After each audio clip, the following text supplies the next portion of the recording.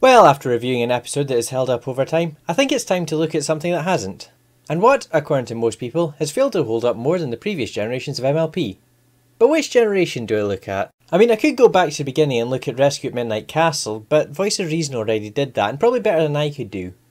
I could look at G3 or G3.5, but I think that would make a better Halloween video. I know, I'll talk about the generation I've previously watched. G2. Well, when I say watched, I mean a guy at college put it on and we all laughed at it. But I will give it a fair chance. I even plugged in a speaker this time. This is My Little Pony's Tales Slumber Party.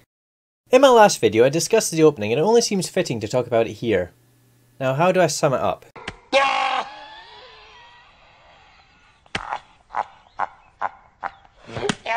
I mean seriously. I mean it starts off well enough with the sun coming up and the song gives us the characters' names. Not that we'll remember any of them. But then we get some weird stuff like the worst rainbow ever. It's just pink and yellow. Also, one thing you'll start to notice from the opening is that unlike Friendship is Magic, they have modern appliances. Well, modern by early 90s standards. But it does seem like they're going for the home improvement crowd. Also, this is the face of someone who has killed before. Well, the episode then starts and the first thing that comes to mind is, who ate all the pies? I do get why they look like that, so they look like the toys. The problem is, why are they so inconsistent? The head shapes particularly. When they're side on to the camera, they're pudgy and round, kind of like the toys. But when they look into the camera, the muzzle looks thinner and squarer, almost like it's trying to be horse-like. I do see where the problem comes from. It's cell animation, and having a team draw each scene by hand means there will be more inconsistencies in the character designs than in the digital animation that Friendship is Magic uses. It just makes me question a level of quality control in this show. Of course, none of this distracts from ice cream. You know, ice cream is rich in calcium, protein, and vitamin A. Yes, it's also rich in saturated fat and cholesterol. Also, that's quite a mess they're making. Well, after that they go to their room and how is she doing that? How is she making a sock puppet with only hooves? Actually, something I noticed at this point is all the characters are earth ponies. Actually, while we're on that, an interesting tidbit is Melody. I think she's the one that looks a bit like Firefly. Is voiced by Kelly Sheridan, the same person who voiced Starlight Glimmer. Quiet! The reason I mention this is because all the voices sound so similar, it makes it hard to tell which one's talking. And all 7 ponies do have their own VA, so I can only put it down to bad direction, and the lack of variation in the designs doesn't help. Well, after a pillow fight, a thunderstorm starts outside which gives Patch, I think, the idea to tell ghost stories. Squire, if it is a knight you desire to be, then you must tame a dragon. But the dragon named Basil... Right, well, this is it! I'm gonna give you a damn good thrashing!